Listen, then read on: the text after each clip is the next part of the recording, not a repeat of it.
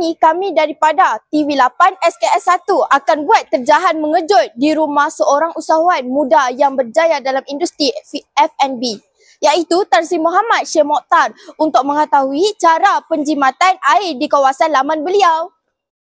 Pada tahun 2022, purata harian satu orang menggunakan air adalah sebanyak 217 liter.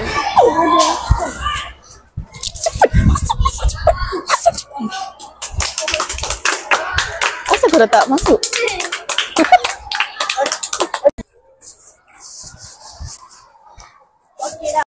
Kita sangat bertuah dapat bersama-sama dengan orang hebat. Beliau bukan sahaja hebat di dalam perniagaan, malah juga di rumah. Tan Sri, boleh saya tanya, macam mana cara menjimatkan air di laman rumah Tan Sri ni? Saya selalu mengingatkan membantu saya supaya tutup bilik air selepas menggunakannya. Itu saya juga ada pasang tangki air untuk mengumpul air hujan.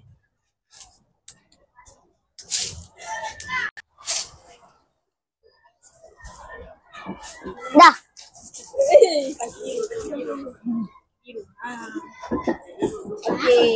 Selain itu juga, air hujan yang terkumpul nanti boleh digunakan untuk menyiram pokok, basuh kereta dan lain-lain lagi.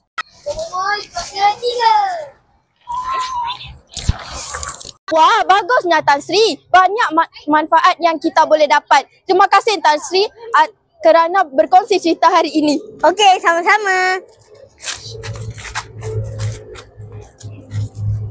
Bagusnya Tan Sri. Banyak manfaat yang kita boleh dapat. Terima kasih Tan Sri kerana berkongsi cerita hari ini. Okey, sama-sama.